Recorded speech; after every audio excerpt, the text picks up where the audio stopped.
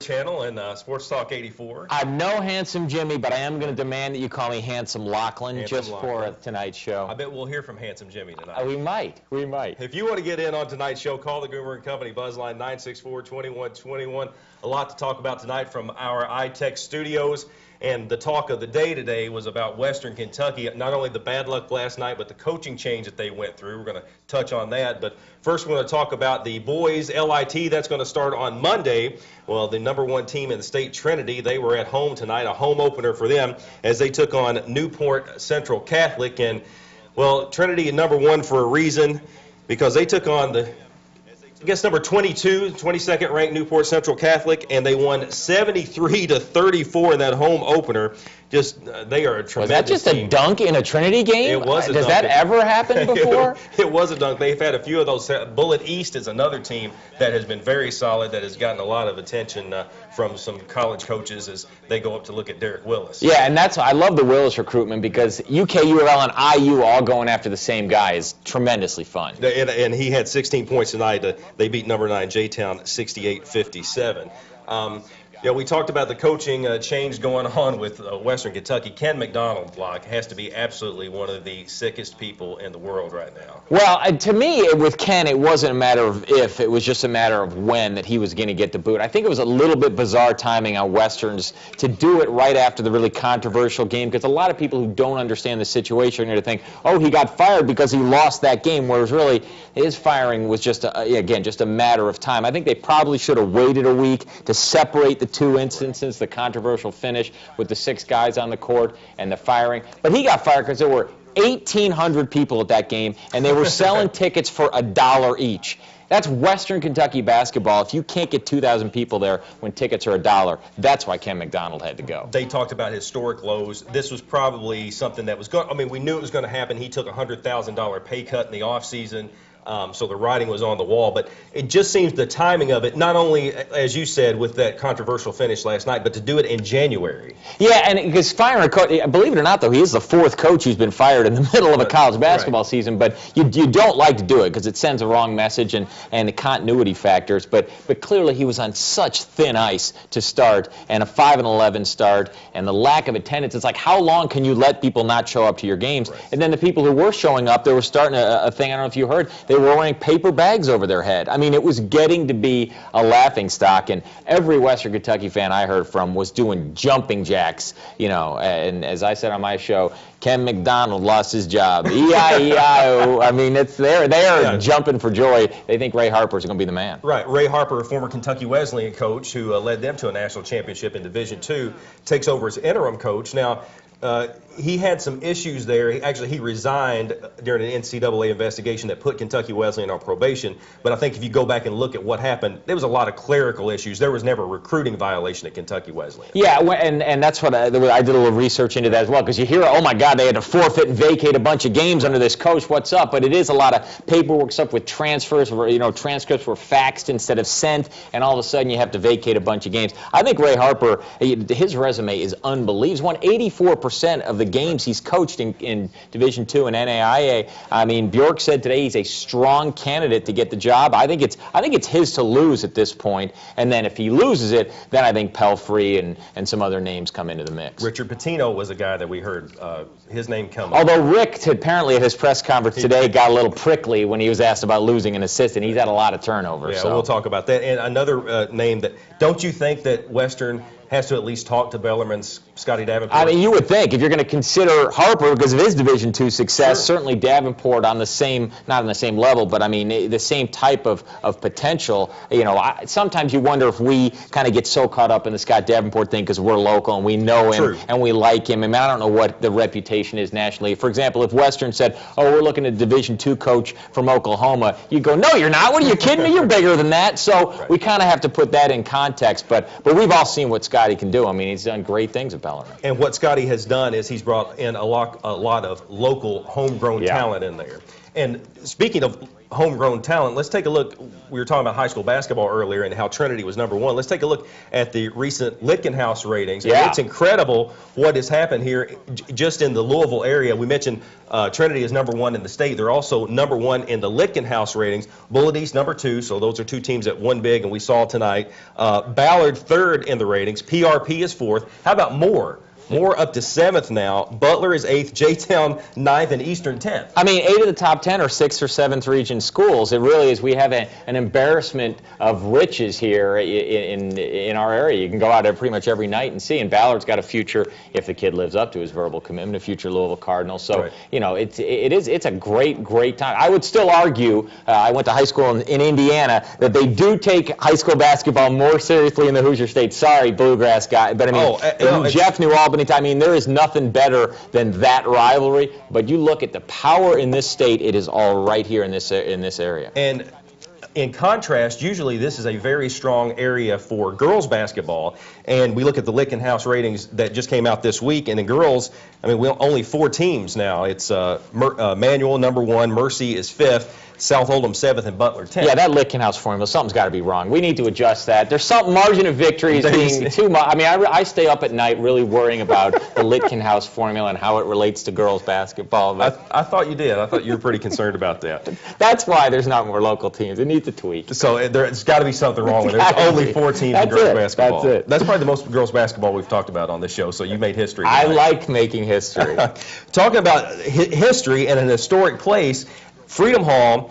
UK comes in earlier this week, and then Calipari kind of indicated he's stirring up Big Blue Nation. That's what. What else is new? Yeah, exactly. That's what he does. But he said, you know, we need to make this an event for people to come out here. And there you see they bring in Arkansas Little Rock on a Tuesday. Hey, shocker! It's not a huge sellout, and there's not that much fan support for it. Well, here's my thing. He brags all the time. Well, if we played this game in Rupp, we'd have 24,000. Well, they have 18,000 season tickets at Rupp. So on a game-by-game basis, they only have to sell a few thousand tickets, and it's a sellout. If you had 18,000 season tickets going to Freedom Hall, you'd sell that out too. A lot of the UK fans for the nondescript generic teams that like the ones they play in Freedom Hall, they fill them up in Rupp because people are forced to buy the tickets. I mean, I think 15,000 for a Drek Arkansas Little Rock, that's not too bad. On a Tuesday night, of what they were paying, what were tickets, like 48 a pop or something ridiculous? Right. Now, if he wants to make an excuse to take the game out of Jefferson County, he's got it. I mean, you know, there's 1 million people in this area. If you want to say you should get 20K, okay, that's fine. I'm not going to argue with him.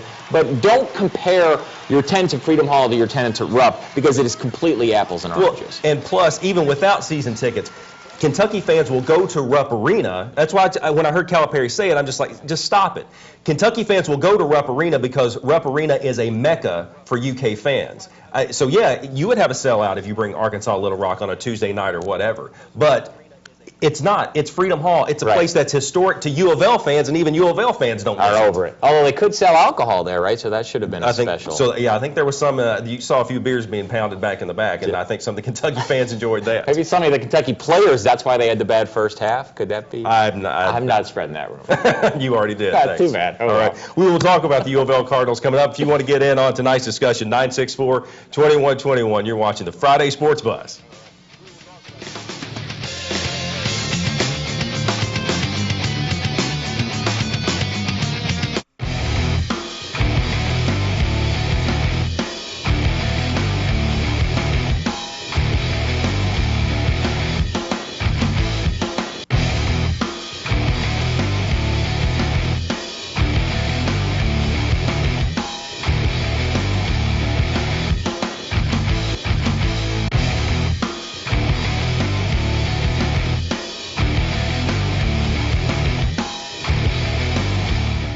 Pimp out your ride at Smart Shoppers, 4200 Produce Road. That's Smart Shoppers, 4200 Produce Road to pimp out your ride. They are open Monday through Friday, 10 a.m. to 6 p.m. They are the largest car audio dealer in the city of Louisville. No better place for paint or body work in the city than Smart Shoppers. You need rims, stereos, amps, paint, anything you need. Call 964-6652 or go to smartshoppers.com. That's Smart Shoppers, 964-6652. This is a public announcement. CNNMoney.com reports that in some areas of the country, buyers are scooping up homes for as little as $1,000. Foreclosures are at an all-time high. Government and private banks are liquidating these homes now. If you currently rent a house or apartment, you may call now and learn how to receive your free list of these homes. All others may call tomorrow. Every house must be sold. This is a public announcement. Call 1-800-292-1126. That's 1-800-292-1126. Hi, if you missed the show this week, you really missed the show. Brad Haynes was here talking about a great offer that we have for your kids in 2012 at his Martial Arts Academy. Plus, it's time to start thinking about those New Year's resolutions, and we have just the thing to kickstart all the programs that you're going to do. So check it out on our website, shop21live.com, and watch us Saturday mornings at 10 a.m. 21 Live, Kentuckiana's live local shopping show.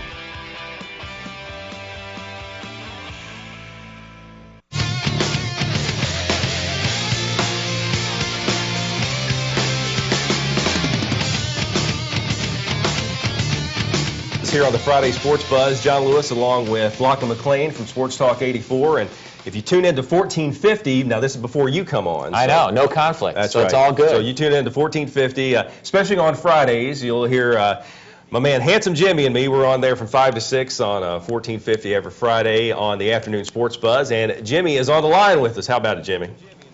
Man, I tell you right there, Johnny, you got my main man, Lachlan McLean. He's got my son. I got to tell you. A story today, during break at Locke, I told him about when my son come in and he did the show, how great that was. And I got to tell you something. He's really realized how tough it is. Just because you went to school, don't mean you're going to get the gig yet, but he's out there working, partner. And Locke, I appreciate that. Never forget that, buddy. Always glad to help. Good luck to him. I know, hey, but Locke, I know you don't like, the Louisville, Kentucky, either way, I know, but the Memphis game, I love when they play Memphis and how you was, man, can this team be this good? Look, if we have a shooter like Jeff Lamp, who used to play for your school from Virginia, we got to get somebody putting the ball in the bucket. If we can score the game against Kentucky, Locke is right there to be taken. We just couldn't get it because we couldn't score, and it was killing me. Locke, what can we do, buddy? We got to go what we got. We make buckets, we press, and it's outstanding. Locke, how do you see my team going in the future, buddy?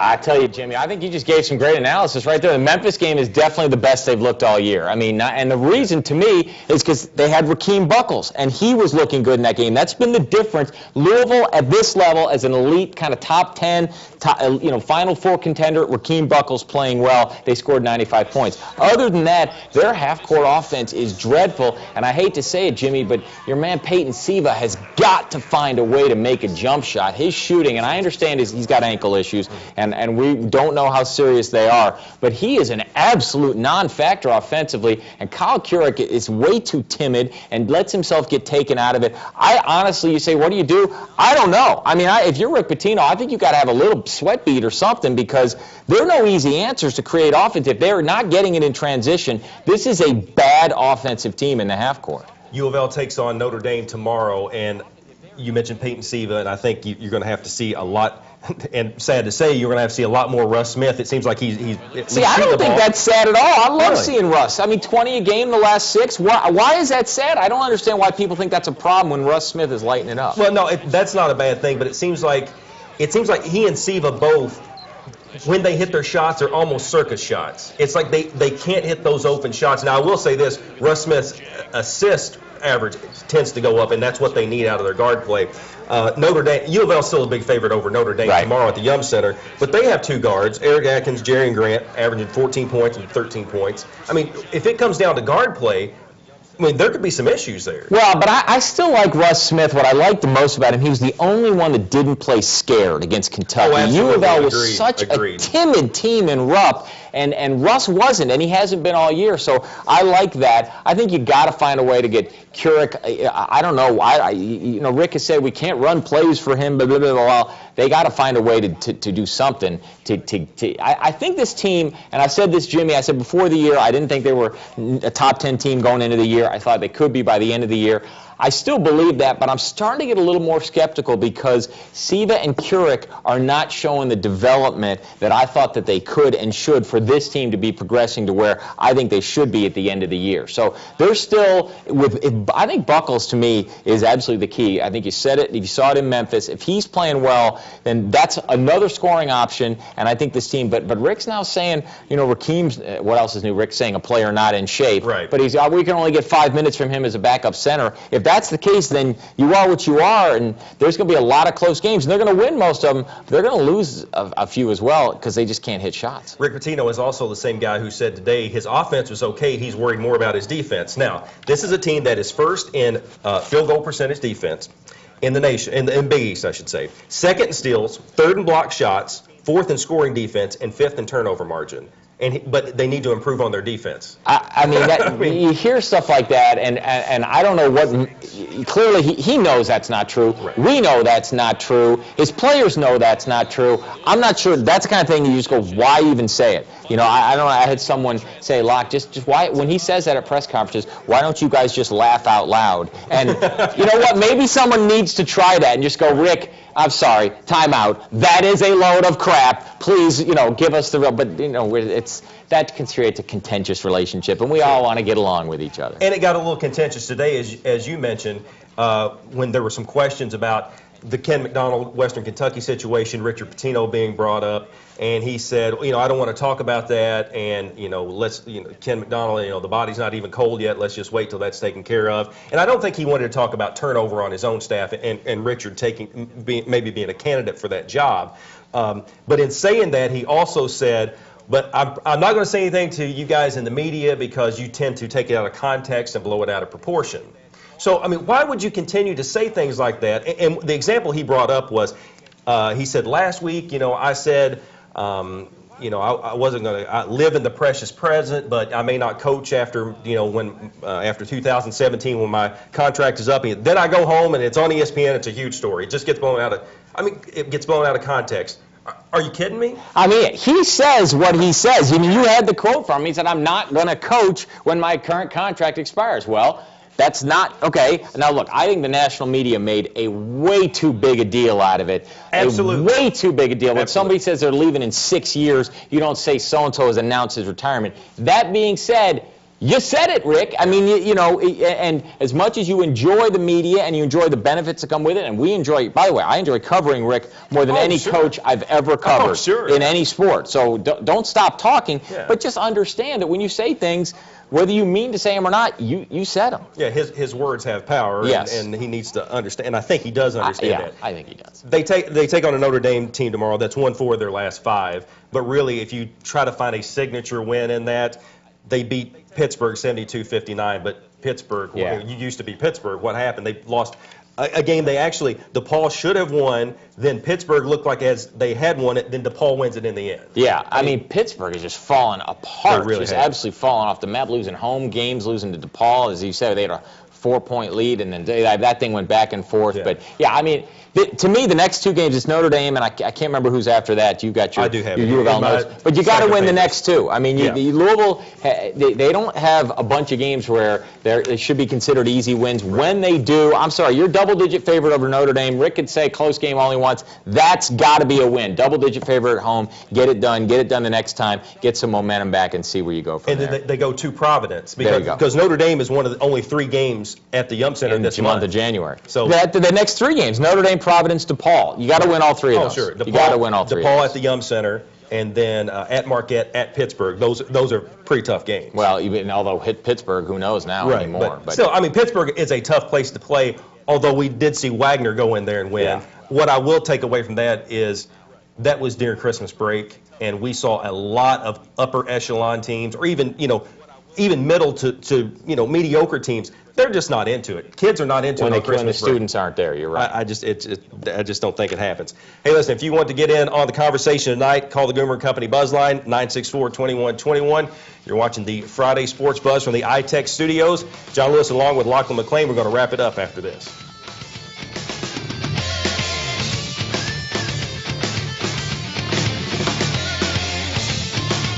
Join Join the club at Sam Swope Auto Group. When you service a vehicle at any Sam Swope dealership, you automatically become a Service VIP Rewards member. You get member pricing on parts and service, lost key return, and emergency roadside assistance. Plus, you can earn points that qualify you for discounts on your next vehicle purchase, up to $2,500.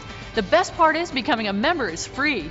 Become a member today at any Sam Swope dealership. Nobody walks away because everybody saves. Pimp out your ride at Smart Shoppers, 4200 Produce Road. That's Smart Shoppers, 4200 Produce Road to pimp out your ride. They are open Monday through Friday, 10 a.m. to 6 p.m. They are the largest car audio dealer in the city of Louisville. No better place for paint or body work in the city than Smart Shoppers. You need rims, stereos, amps, paint, anything you need. Call 964-6652 or go to smartshoppers.com. That's Smart Shoppers, 964-6652. The Second Chance Thrift Store is now open in the heart of J-Town at 3300 Ruck Regal Parkway, Suite 100. We have all types of clothing, accessories, and home furniture. Many brand name items you'd find in stores this Christmas you can get at a fraction of the cost at the Second Chance Thrift Store. Open Monday through Saturday, 10 a.m. to 6 p.m. at 3300 Ruck Regal Parkway, Suite 100, right in the heart of J-Town. Plus, bring any items to the store as a donation and receive a coupon for 10% off your next purchase. Call and we can pick up your donation at 502-413-0118. You never know when, but thieves can steal your identity. You know, I can save you 15% today if you open up a charge card account with us. You just read my mind. Just one piece of information, and they can steal your credit and ruin your reputation. You need LifeLock, relentlessly protecting your personal information to help stop the crooks before your identity is stolen. Credit monitoring only tells you after you've been attacked, but LifeLock's advanced ID alert system directly notifies you, protecting your identity before you become a victim. No one can stop all identity theft. That's why you need the security of our $1 million service guarantee. Call now to try LifeLock risk-free for a full 60 days. If you're not completely satisfied, you won't pay a cent. Act now and get this document shredder at $29 value free. Call 1-800-309-4789 to try LifeLock risk-free for a full 60 days. Use promo code NORISK. Plus, get your free document shredder. Call 1-800-309-4789 now. LifeLock service guarantee cannot be offered to residents of New York.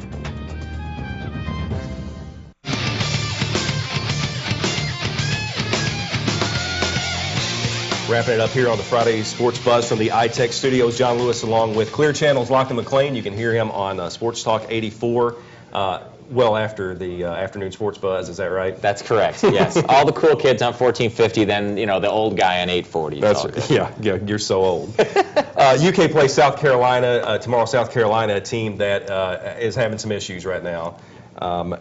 And they have some bad losses this year. Yeah. I mean, Elon and Tennessee State, a couple losses that they really probably didn't need to have. You don't think? People don't put Elon loss on the top of their resume? But Darren Horn's a good, I mean, he's dead man walking. There's no way he's going to keep his gig, and UK favored by 21. To me, the big question is when they get Terrence Jones back to the way he's supposed to be, because they're really good, but they're not going to win a title unless Terrence Jones is playing like an all-SEC player. And to me, that's the biggest question mark. People like to talk about Teague, and certainly he needs to develop a little bit more, but Terrence Jones getting his head right and getting a more consistent effort, that's the biggest issue. Yeah, it's more than a dislocated finger, I think, has been the issue with Terrence Jones. Let's take a look at AP rankings here. Syracuse still number one. They're still getting those 60 first-place votes, but Kentucky going in 5 first-place votes, number 2.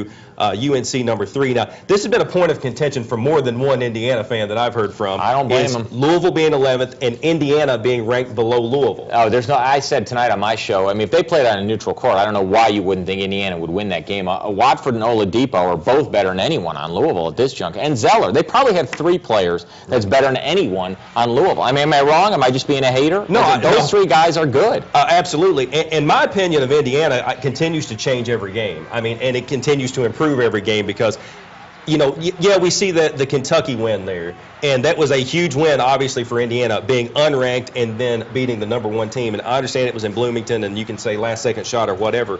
But if you've watched this team after that, now I know that 15-point loss to Michigan State really hurt them, probably hurt them in the AP voters' eyes, because the rest of the games have been at home. But, I mean, they beat Ohio State. They beat a good Michigan team. And, they continue to get better. When I saw them before, and I talked to my man Jimmy about this last week, I thought they might win 10 or 11 more games, but they would still be out in the first weekend. Now I'm not so sure. Now I understand the NCAA tournament isn't played in Bloomington. Well, but you know what? If they keep where they are now, they're ranked 12th, as we saw. If they keep that up, they'll be a 3 seed. They'll get first-round games at the KFC Yum Center. I mean, they will bring a huge bunch of fans down from Bloomington. And I like you talk about the loss to Michigan State, certainly 15-point loss, but they were up 9 in the second half in that game. So it's not like they even got blown out in East Lansing. I'm like you. I keep, okay, what point does the clock strike midnight on this Indiana team?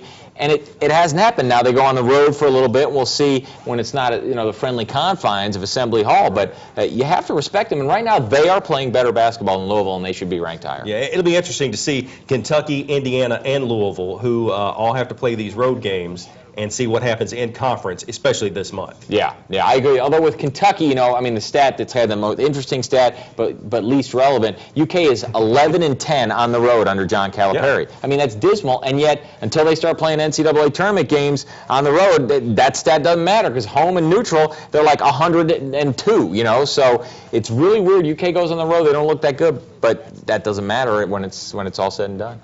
Before we leave, we want to say congratulations to Bob Beatty, the Trinity football coach. He was named the Russell Athletic National Coach of the Year, and that was certainly a deserving title for him. Yeah, that guy, I mean, Trinity is, it's unbelievable. I mean, the fact that they're number one, we mentioned it earlier, in basketball and football. Absolutely. I know there's a lot of St. X folks are like, all right, we've had enough. We've had enough of this shamrock talk, but look, they're just too good. It's funny, you covered TV sports a long time, which has a very, or worked in TV sports a long time, which covers a lot of high school sports and has a real focus on high school sports. And you probably remember, it's not been too long ago when Trinity won the region. That was a big deal. Huge deal. Basketball region. That was a huge deal. Oh, yeah. When they went to the Sweet 16 for that, you're like, wow, this is the pinnacle for Trinity. And now they're ranked number one. It really is. And it's not like they can't do it like football where they get 400 kids trying out, Right. I mean, maybe they can, but I honestly don't know how they're doing it. There's something's in the water over there on Shelbyville Road. Yeah, they're doing an awfully good job. NFL playoffs this weekend. Finally here, take a look at a couple of matchups if we could. Cincinnati at Houston. I mean, I love the Bengals there. I like the Bengals too, and I keep hearing a lot. I mean, it's not even about the Houston quarterback situation, and I know Andy Dalton for Cincinnati has been under the weather this week, but I agree with you. I do like Cincinnati in that scenario. A lot of the talk, I think, this weekend is Pittsburgh and Denver. Only because Pittsburgh's so beaten up, and Denver, we were talking off the air, Tebow just got to stop turning the ball over. They have no chance, because he's not a great thrower, but the one thing he did when they were winning games was ball security. And if he's going to be the same kind of QB he is, which is not a great, to me, they're passing too much in Denver. If you want to go all in with Tebow, run it 50 times a game and see. And if that doesn't work, it doesn't work. But run it and hold on to the ball. Roethlisberger banged up, no Clark, no Mendenhall. Yeah. I think that game could be close, but Pittsburgh's just too good. Lachlan, you and I have had spirited debates about Tim Tebow and whether that is sustainable in the NFL. He's 100% responsible for every win, Oh, sure he is, absolutely. Because we all know football is not a team game. But I think we can both agree he can't go back there and hold on to the ball 5 or 6 seconds and scramble around against Pittsburgh's defense. Not a chance. You're absolutely right. Okay. You're absolutely right. In the NFC, Atlanta takes on New York and Detroit at New Orleans. Atlanta and New York, not a glamour matchup. I think that might end up being one of the better games this weekend. Although if you like offense, Detroit and New Orleans could be, the over-under over 100. But that's I think a video game offense. Yeah, I think Atlanta and New York is the biggest toss-up game of the weekend, and so that's what makes it compelling. Well, some interesting things happening this weekend, and I appreciate you joining us here. Good to see you, John, and all the 1450 folks. Rock on. We appreciate you guys for joining us here on the Friday Sports Buzz. We will see you next week. Have a great weekend, everybody.